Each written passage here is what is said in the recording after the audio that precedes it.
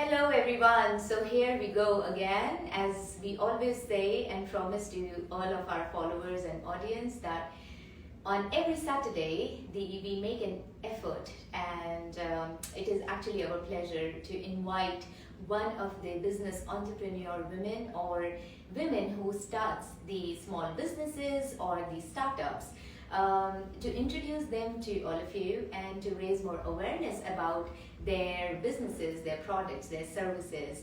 And it is our extreme pleasure today to have one of the very important guests on our couch, whom we shall be talking about how she started her business, why does she believe in this business, and what are the USP of this product. Before that, thank you so much for all your kind support and supporting us throughout the initiative of Being She Universe. It has been a fabulous, a magnificent, I would say, it was grand, it was very well appreciated, and thank you so much for all your support. Our grand winners were here. We had many interviews with all our finalists and winners, which we have posted on our Instagram page and YouTube, which you can have a look at. And now, once the universe is done, we are back to business of promoting and supporting a lot of women-led small businesses, startups, and women who are actually looking for that kind of awareness through our platform, where we can talk about their journey, about their products, and everything else that can actually add value and actually get to all of you about, there are so many healthy, so many important, so many good products which are available and which we might not be aware of sometimes. So that's the whole initiative of Being She, about supporting each other, about supporting women entrepreneurs, about supporting each other in the community. So thank you so much for staying with us all the time, and thank you so much for joining us on every Saturday live. Now it's the time to reveal our special guest today. She's a woman of substance, I would say, because she really believed in the health side of the whole generation, for the kids, for adults, and everyone else. And to all of your surprise, here we go. We have Miss Karen. Thank you. From Ooh La La. Thank you for having me here today. It's a pleasure to be here. Thank you, Karen, for coming over actually. And when I met you, and to be honest, before meeting you, when I actually tasted what all you do, I mean, you're gonna be telling our audience very soon. It was amazing, and I really wanted to connect with you because I thought this is very important for our followers to come to know about the important movement in the food industry that you have actually started. So would you like to introduce yourself and tell us more about your product? Thank you. My name is Karen. I also go by the name Khadija, so some of my clients know me as Karen, some know me as Khadija. And I've been in Dubai for around roughly 17 years, although I'm losing track at this stage. So nearly half my life. Basically, when I was a child, it started off as a hobby. I always loved baking. I was baking since I was around maybe 10 years old. I didn't grow up with the mind frame that I'll be like a chef or something one day. It started off really purely as a hobby. And then I went off to, because I'm from Ireland, I went off to study in Ballymaloe. It's a famous cookery school. Again, just bearing in mind it was a hobby at the time. And I've always felt very passionate about food in general, not just baking but cooking also. And then I had proceeded on to become a makeup artist. And how it all ties in is basically, I love art in general of any form, whether it's painting, cooking, baking, so any art form really, like interior design and all of these different art forms. So I believe baking is a way. It's also an art, and it's also a way of expressing yourself through your projects also as well. And I felt that there was a niche market for healthier desserts, because people don't always want to be on a very strict, stringent diet. I do respect a lot of these diets like paleo, keto diets and whatnot, and I do have cakes for those. But at the same time, I want to give people a cake that they can enjoy, that they don't feel heavy after eating, and they do feel that it's made with healthy ingredients. So the whole ethos really is all the cakes are organic. Most of them, not all of them, but most of them would be gluten free, and then they're free from refined sugars, and not just from an adult perspective, because also we care as mothers what we're feeding our children as well. And aesthetically, I feel a lot of the cakes here, they look really nice here from a looks aesthetic perspective, but I feel that the taste margin is not quite there really. So the other company ethos that we have is we don't sell cakes from the previous day. All cakes are freshly made to order. Also to reduce on waste as well, because for me, I don't like wasting any type of food in general. And so it's by order only.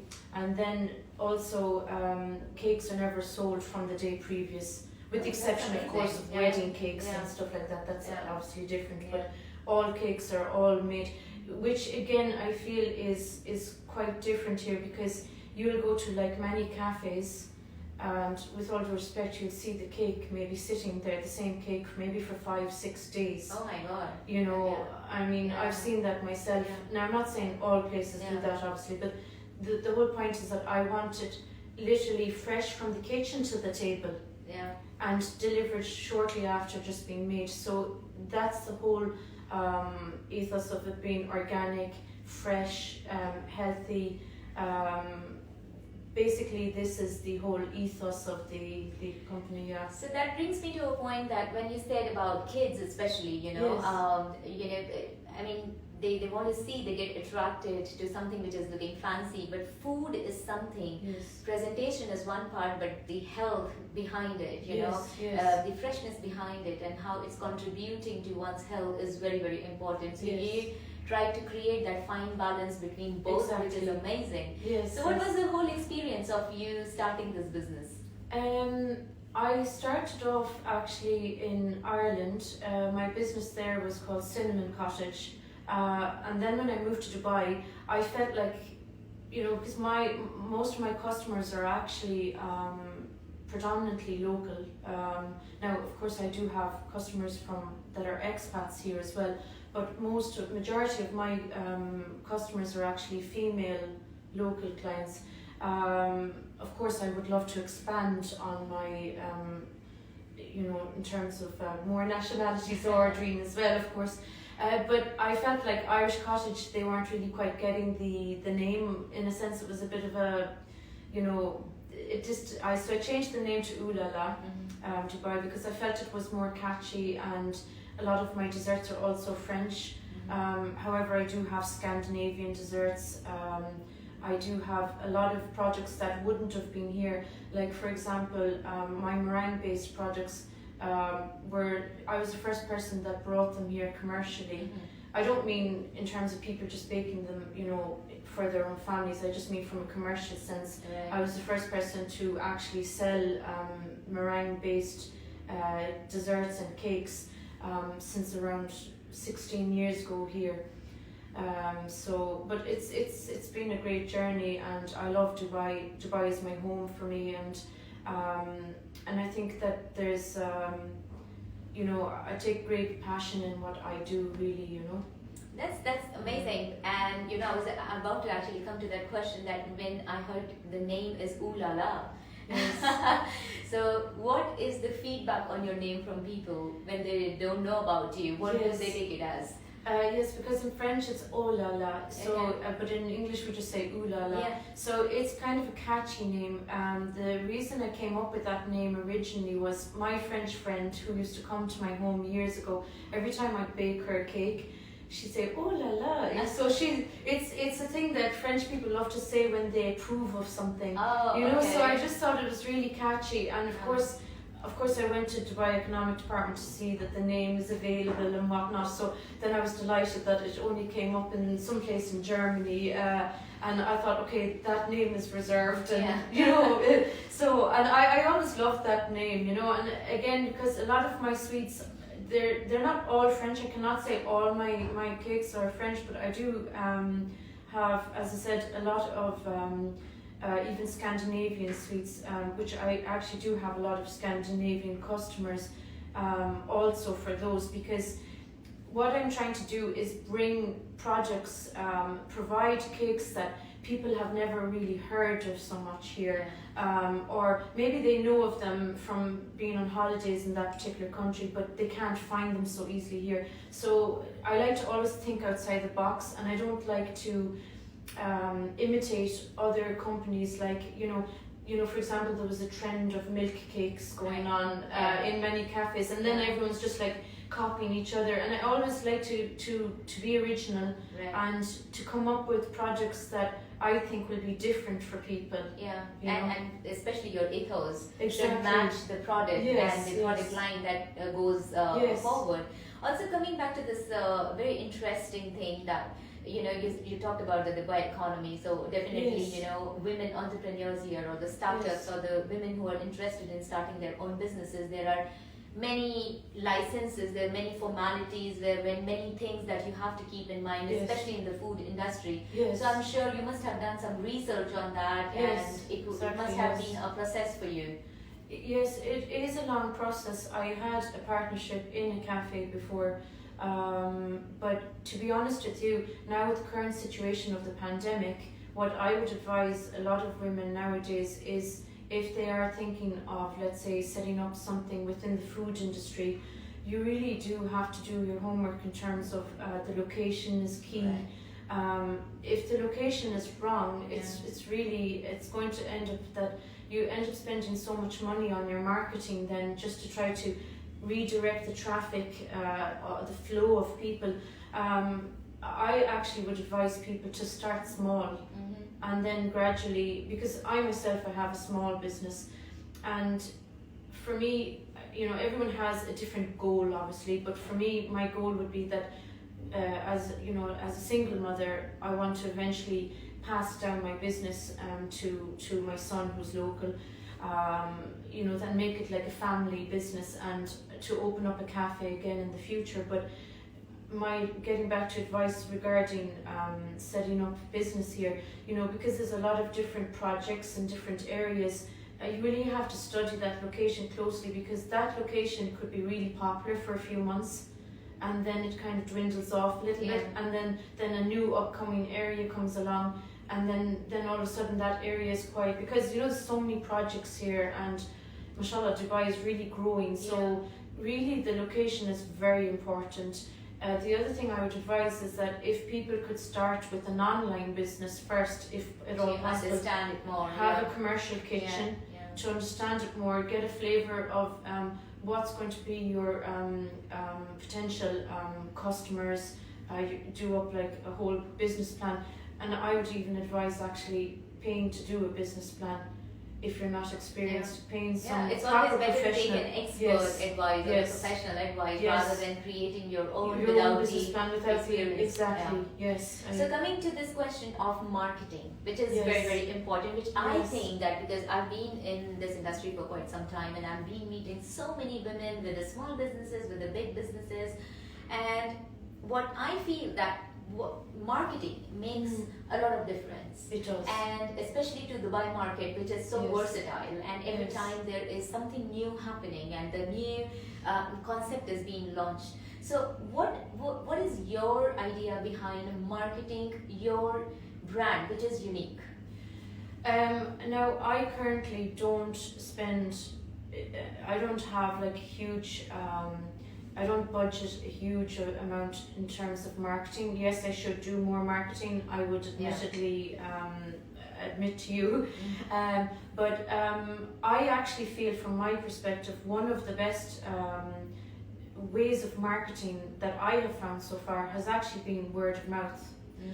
Because a lot of the communities, although we live in a big city, you will find that it's so funny who knows who here. Yeah. And in terms of the ladies' communities here, you'd be very surprised. Like, you know, I found recently someone ordered a cake off me, and in the end, there was someone at that gathering who actually knew me personally, and then they, you know, and it had turned out that two people ordered from the same house to go to the same house, and both relatives didn't know that they ordered from Ooh La La at the time, so they're both looking at two cake houses. So a lot of the times I do feel that with the community here, it really is a great form of marketing through word of mouth. It's free marketing, Yes. but it's actually a great way of actually marketing. Is a lot of the, and I'm thankful to my clients for that, by the way. I have wonderful clients. They've been fantastic in terms of you know, telling their relatives about my cakes, and I'm ever so grateful actually to my clients for that. I have lovely clients. So that exactly brings me to the next segment, where I wanted to ask you, because as you said just now, that about the networking and about the free marketing and about the word of mouth, how important it is for women-led small businesses to participate in female or, you know, platforms or women entrepreneurial platforms or networking groups. That is very important. Yes, I would totally. I mean, I would really encourage that. Really, it's very important to always see what's happening around Dubai and see which events are happening. And I mean, I've done a lot of networking amongst women in terms of women's events and you know, things like, for example, years ago they used to have like events in Princess Haya Centre for women, where you could bring, you know, when I was starting up, you could bring your, you know, baked goods along, and different events that you would go to around the city to make yourself known. And as I said, most of my clients, I do have male customers, but predominantly female customers. Because it's like female takes care of all these, you know, food part mostly, and you know, the whole family depends on them. So even according to me, and that's the whole reason why the platform of Being She came up with the club membership. And you know, we have a lot of networking events for women. We encourage them to come over, network with each other, to raise awareness about their products and brands, because at the end of the day, awareness is the most important thing. If not enough people are aware about your product or services, then it becomes very difficult for you to actually, you know, expand your business or to grow it. And women should really help each other out, really, you know. And I mean, Instagram and all of these social platforms are also very important. I mean, I don't buy followers on Instagram. It's so easy to buy the followers. But what's the use but I don't want to fool people in the end, because you look at some accounts and they had 2,000 followers yesterday, and tomorrow they have 30k followers or something. I just think, who am I fooling? You know, I'm not going to do that. So in the end, I rather leave the business organically grow. That's very important. That's something very important to me. I don't always see that a business is much better because they have 100k followers, or the person has 10k followers versus one to the other, in a sense, you know. I do think though marketing is very important, and I think that what you have set up is really fantastic. And the networking as well. I always say, if you have the last dollar in your pocket, you know, spend it on networking, because networking leads to the growth of business. You never know whom you will connect at what time, and that person can open the door for you. And arranging those networking platforms as a meaningful, valuable platform, there are, you know, it takes a lot of effort. It takes a lot of times, you know, for a business owner, because they're so busy with their own businesses, to come out of their comfort zone for these networking events. But at the end of the day, it leads you to the sales, and it leads you to that growth for your own businesses, and you know, the products and the awareness and everything that you're trying to let people aware about it. So so how can our followers make a taste of your delightful French collection of the cakes and everything Yes. that you bake? They can either order via Instagram, they can DM me, or else they can also, we have a WhatsApp link as well, Okay. or they can I also accept calls and everything. Now they have to order a day in advance because it's by order, and also in terms of Snapchat. That I will set up soon as well, Snapchat. But for now, I've just been using Instagram because I feel that majority of the clients are having, Instagram, and I felt it was a bit easier in that sense. And yes, if they order a day in advance, it's best. Yeah. And then we also cater for bigger cakes like wedding cakes or customized cakes as well. And as I said, dietary requirements as well. If they want dairy free, gluten free, they can also specify that as well. And we also offer delivery within the whole of UAE. We deliver to Abu Dhabi. All through the pandemic, we've been delivering all the time there because I do have a lot of clientele in Abu Dhabi as well, and in the other Emirates, which is even important in coming back to networking, to not just network in Dubai, but to also do some maybe networking Absolutely. in other Yeah. Emirates as well, Yeah. So thank you so much, Thank you. Karen. Guys, you can follow Karen on Oolala, and definitely, as she mentioned, all about the procedures of ordering one day in advance. And there's many variety. There's healthy cakes and desserts and everything. I have tasted it myself, and I was amazed with how she bakes it so well. So thank you so much for following us and being here on our live chat. Any of the women who would like to come and sit here on the couch and talk about their startups, their businesses, they're more than welcome. We'll be coming up with our She Talk sessions, first one of 2022 in January. Any inquiries, let us know, DM us to tell you more about what's going to be happening, because it's going to be very exciting, all about businesses, all about Gulf women in businesses, many speakers. It's going to be a very important business networking event which is coming up in January. DM us to know more, and thank you so much, Karen, once again for coming over and letting us know about your brand. Thank you.